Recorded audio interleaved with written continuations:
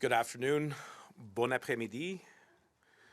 Je veux remercier tous mes collègues et mes amis, la ministre St-Onge, le ministre O'Regan, MP Lambropoulos, Parliamentary Secretary Pam Damoff, for being with us this afternoon. I also want to take a moment to acknowledge that we are making today's announcement from the unceded traditional territories of the Anishinaabe-Algonquin Territory. It was only a few years ago that the Prime Minister expressed an apology to two-spirit, lesbian, gay, bisexual, transgender, queer, intersex plus communities in Canada. It was an historic moment felt by all parliamentarians and indeed all Canadians, especially members of the community. À ce moment-là, nous avons reconnu la dure réalité. La communauté de LGBTQI+, ont été humiliés, emprisonnés, puis se sont retrouvés avec un casier judiciaire en raison de leur orientation sexuelle. This was wrong, and it should never have occurred. There was a time when members of the community lost their jobs, their livelihoods. They were prohibited from serving for the country and indeed pushed to the side of the community. Members of the 2S LGBTQI+ were made a pariah by their own government. Reconnaître ces injustices passées était le premier pas pour s'assurer qu'elles ne se reproduiraient jamais et qu'il n'y ait plus jamais de moment où la loi permette que des personnes soient poursuivies et condamnées comme des criminels simplement à cause de la personne qu'ils aiment. Now, as part of the apology, the Prime Minister also announced legislation that would allow for the striking out of historically unjust convictions that was based on a fundamental value, that everyone should be able to live their lives free from stigma, discrimination, prejudice, and violence. The Expungement of Historically Unjust Convictions Act was introduced and passed into law in June of 2018. And by doing so, the government created a path for the permanent erasing of criminal records related to historical injustices. And that is why today we are able to be here to announce yet another step towards righting past wrongs that were related to the way in which our justice system worked, and to further protect human rights. And so today, I am very pleased to announce that the Government of Canada will enable convictions under the Criminal Code for bawdy house and indecency-based offences to be eligible for expungement. Aujourd'hui, j'ai le plaisir d'annoncer que le gouvernement du Canada permettra la radiation des condamnations en vertu du Code criminel pour les infractions liées aux maisons de débauche et aux indécences. Historically, Canada has criminalized venues that were considered to be safe spaces for 2S LGBTQI+ communities, such as bathhouses, nightclubs, and swingers clubs. And as a result, owners, employees, and patrons of these venues were convicted under the Criminal Code unjustly. Aujourd'hui, l'ajout de ces infractions à la liste des infractions pouvant faire l'objet d'une radiation constitue une nouvelle étape vers la correction de l'application injuste de ces lois à l'encontre des communautés de LGBTQI+. Je suis fier de constater que cette mesure répond également à un engagement clé du plan d'action fédéral pour les LGBTQI+, qui vise à faire progresser les droits et l'égalité des personnes LGBTQI+ au Canada. As the Prime Minister said in his apology, The discrimination we see is not a moment in time, but an ongoing, centuries-old campaign. We want to be a partner and an ally to LGBTQ2 Canadians in the years going forward. And that is why we have been and will continue to work hard to address issues impacting two-spirit, lesbian, gay, bisexual, transgender, queer, intersex plus individuals, and stand against discrimination in all of its forms.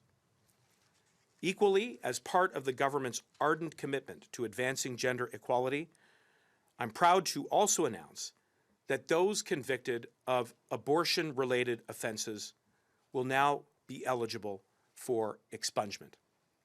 De plus, dans le cadre de notre engagement à faire progresser l'égalité des sexes, je suis fier d'annoncer que les personnes condamnées pour des délits liés à l'avortement pourront désormais bénéficier d'une radiation. Il y a 35 ans, la Cour suprême du Canada a déclaré inconstitutionnelles les infractions qui restreignent l'accès à l'avortement. Today, in recognition of this historically unjust criminalization, the convictions of individuals who sought an abortion and the medical practitioners who provide those reproductive health services, who at great personal risk stood up for the right to choose, can now have those convictions expunged. On the eve of International Women's Day, I'm proud to stand here with my colleagues who have been tireless champions for the cause of all that is right and just, and today we have taken an historic step towards righting those wrongs. But I also want to make clear that there is much more work to be done on that front.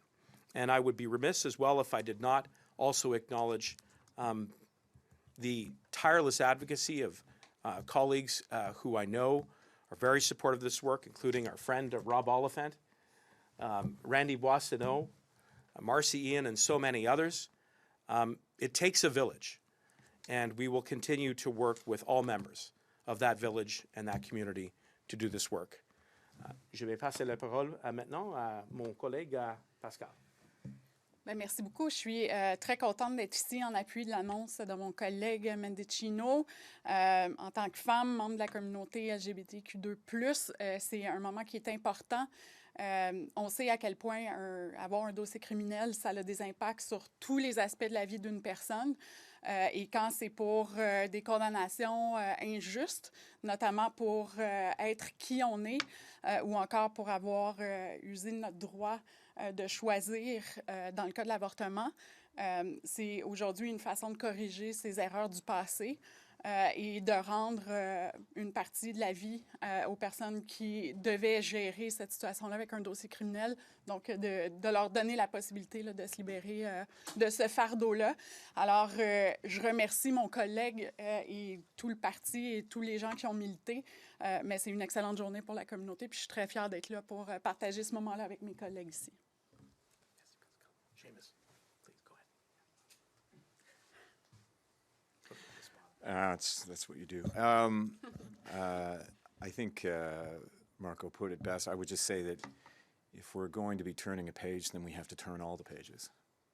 And I look and listen to, those who came before me and have allowed me to live a happy and fulfilled life. These are people who were on the front lines of the rights of many LGBTQ people in this country. And for those who have been affected by this, they deserve this. This is the least they deserve. And more importantly, this is an important acknowledgement that we are turning a page and that we will turn all the pages. I think we've come incredibly far in this country, but we have to acknowledge the wrongs of the past and do right by them. Merci, Seamus. Pascale, question? Oui, M. Mendicino, sur la question de l'avortement, avez-vous une évaluation du nombre de personnes qui auraient de tels casiers qui seraient soumis à l'expungement? Mais ça, c'est un des processus que nous sommes en train de suivre avec l'annonce aujourd'hui. C'est un annonce vraiment historique, comme mes collègues ont exprimé. Et on va suivre avec l'implémentation qui peuvent adresser une injustice qui était là pour assez longtemps. Donc, oui, il y a des étapes encore sur l'implémentation de suivre, mais c'est une importante annonce aujourd'hui. Maybe I'll repeat this in English. I was just wondering if you have a number of Un people. nombre? Non, Yeah. les statistiques, les chiffres, ça c'est exactement ce que nous sommes en train d'examiner. Oui. Okay. In anglais, s'il vous plaît. Can you answer in English? So I said that today is an historic announcement to address an historical injustice. As you heard both of my colleagues express, it is the lived experiences of members of the community, both in the 2S LGBTQI+, as well as women who were stigmatized, who were convicted in the criminal justice system. What today's announcement allows for is a pathway to expunge those criminal convictions, because historically they led to stigmatization and marginalization and depriving them of a sense of belonging by virtue of their sexual orientation or their gender. And that is wrong. And the question related to what is the process? Have you done an impact analysis of the total number of individuals who might be able to benefit from this? And I explained that we're in the process of undertaking that analysis so that we can roll this out as quickly as possible. I'm wondering why make people apply for this, not just give it to them. Look, it's something that I think does allow people to step forward and to express, not only on behalf of those who are still living, but equally for those who may have been convicted and who are now deceased. There will also be a pathway for their families to come forward to ask for an expungement to remove that stigma. So we are looking at ways to reduce barriers to facilitate the expungement. I would also point out that there is no fee involved and that the public service will be there to help individuals navigate so that they can get the full benefit of this program. And will you be contacting anybody who can apply for this? How will people be made aware that they're eligible, other than maybe read it in the newspaper? In short, I think by making sure that we work closely with members of the community, those organizations that advocate on behalf of them. I mean, I'm looking here, you see Emmanuel Lambropoulos, who's the chair of our Women's Caucus, Pam Damoff, who's done so much incredible work advocating for groups in both women and the 2S LGBTQI+. We have two members of the community who are here. It's about spreading the word. It's about making sure that there is an awareness that this is an announcement that builds on the introduction of the expungement legislation that was attached to the apology, which the Prime Minister expressed on behalf of the government in the Chamber some few years ago. And now this is a tangible way in which we can take the next important step to move beyond words and acknowledgement, which are important, because as I said in my remarks, that's the first step into concrete action and deeds. And in that regard, this is an important and a historic announcement. There are concerns that one condition to make someone ineligible for this expungement is if sex for money was part of their record. Many of the LGBTQ communities say that police just added that in based on discrimination. Will that be a condition, and if so, why? I think that's a very important question, and as I had mentioned earlier, we want to be sure that there are as few barriers to getting access to an expungement as possible. And the idea of transactions based on money have for far too long stigmatized workers, sex workers. And so as we navigate that, I think it is important to put that lens on the work of getting access to expungements as well. Today we're here to make the announcement that this is going to allow us to use the legislation which we introduced to remove that stigma by virtue of sexual orientation or gender, which is obviously an historical injustice. So at this point, you can't say whether or not this would be one of the limitations to the expungement. I think the point that I would leave you with is that we are going to take an approach that will reduce as many barriers as possible, whether it's with regards to fees, of course there are none, or with regards to the issue that you pointed out. We want this to be facilitative. We want this to be focused on the members who were most impacted by the discrimination that led to the historical injustice in the first place. And that stigma continues it informs not only our policy approach, our legislative approach, but the values that so many others have expressed today. On the national security measures announced yesterday around foreign interference, I have a couple of questions. There are a number of critics who think that it's a problem that your government hasn't updated the national security strategy from 2004. What's your answer to that? Is that a problem? Is that a contributing factor to the scattershot approach your government takes on this?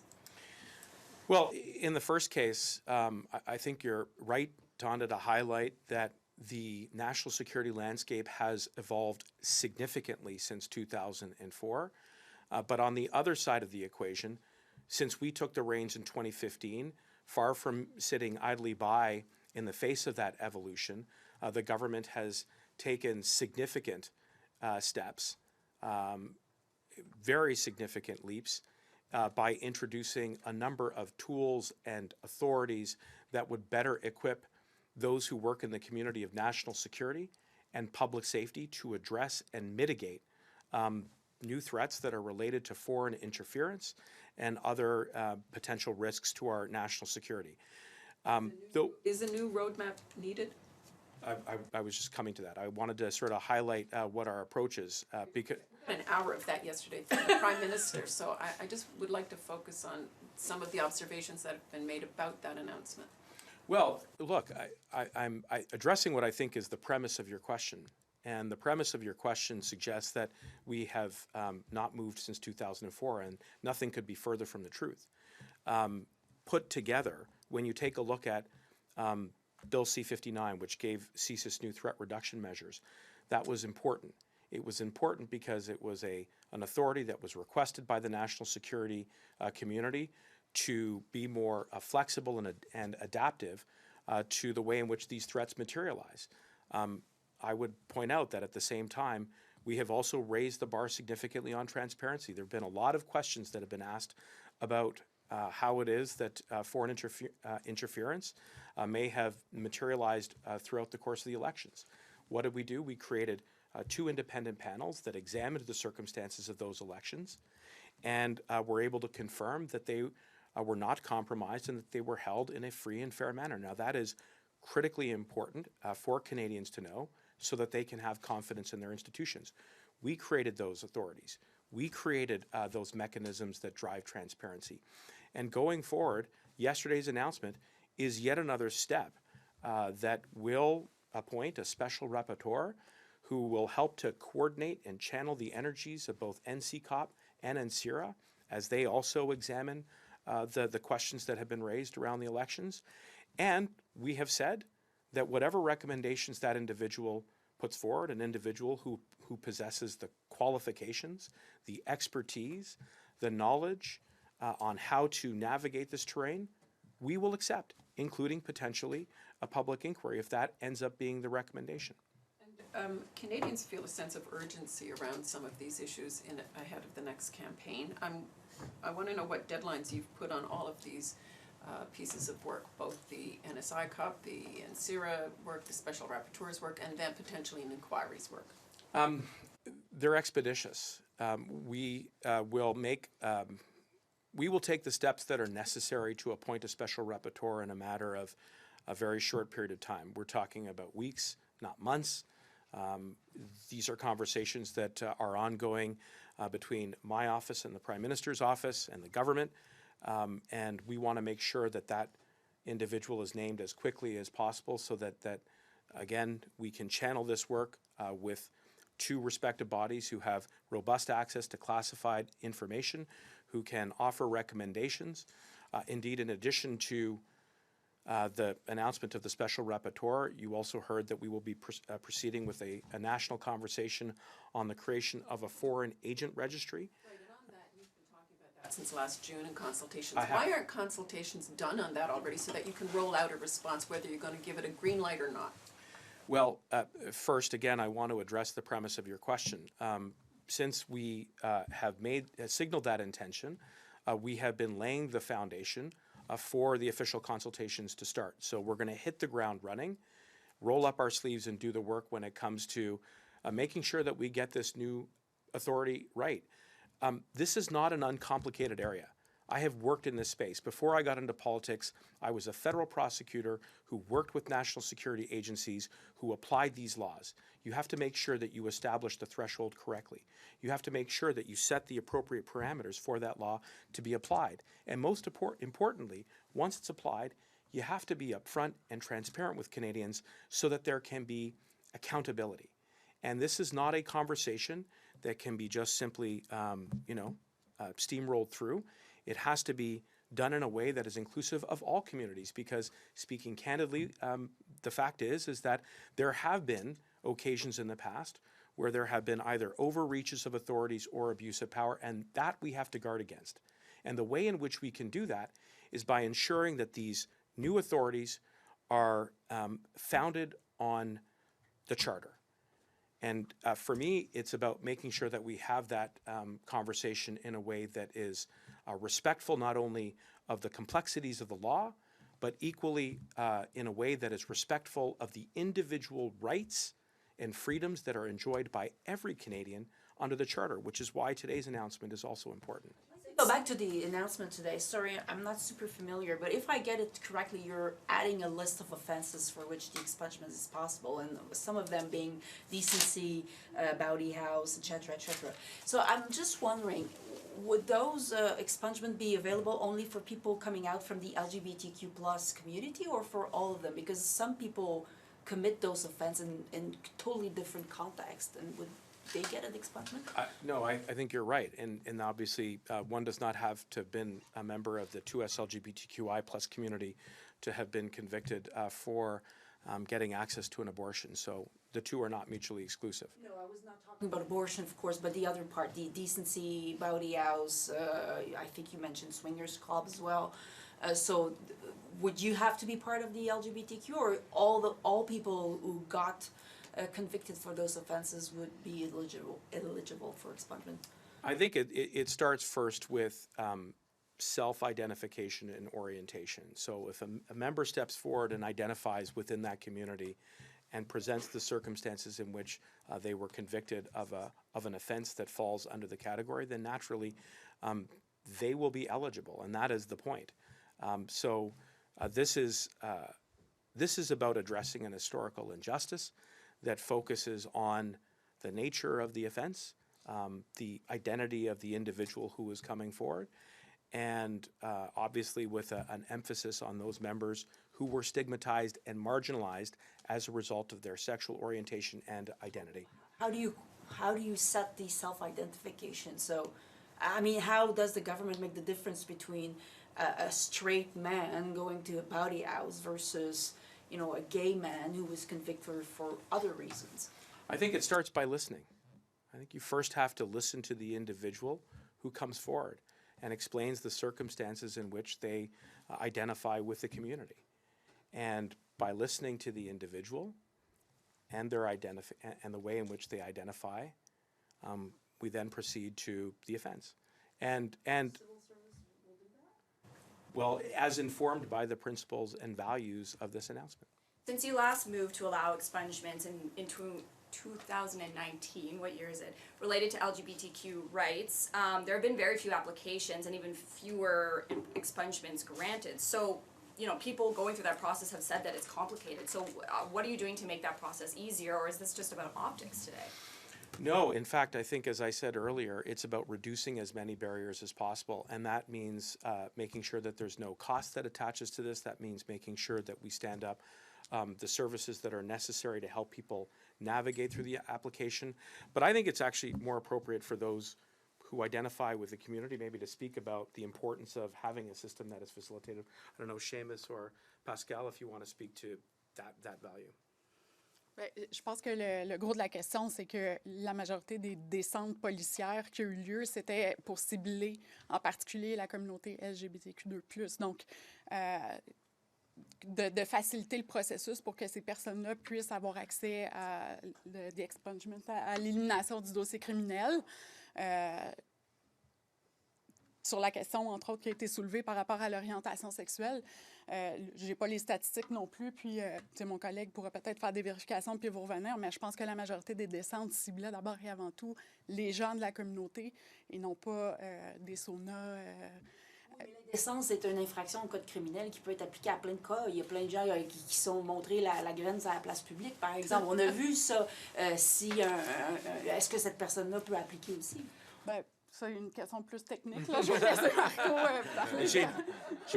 J'ai déjà répondu, mais en Divisionnisme, français, il faut excusez-moi. commencer On a avec... compris. Et voilà. Mais il faut commencer avec l'identification de la personne et on va commencer avec un exercice d'entendre les individus qui vont soumettre une application. Mais Seamus, did you want to say a few additional words just about Not the need really. for a barrier? I don't want to be. But I you don't will wanna, anyways? No, I don't want to adjudicate attendance at body houses in the 1970s or 80s or whatever. I don't, not to make light of it, but I'm not aware of that level of detail. Other than I think, you know, I'm mindful of people who not only identify with the community, but those who are allied with the community. I don't know why they may have been in houses or at the time, but I think the point is, if those who were criminally charged, the vast number of them would have been members of the community, and I think that's what's important here. Minister, can I ask one more question on the special rapporteur, the Bloc Québécois wants that person, whoever it is, to be approved in a vote in Parliament. And I want to ask you two things. First of all, is that on the table? Will the government commit to allowing Parliament to have a say on who the rapporteur is? And do you have names now in play for who that is? I think I would combine both questions by simply committing that the government will reach across partisan lines to work with the opposition in the process of putting together a list of individuals who will possess the qualifications, the expertise, the background to ensure that the person who fills that job has the competence and the independence that is necessary to put forward a recommendation to the government. And those conversations will be rooted in the value that fighting against foreign interference to protect our democratic institutions, most especially our elections, is not a partisan issue. Merci.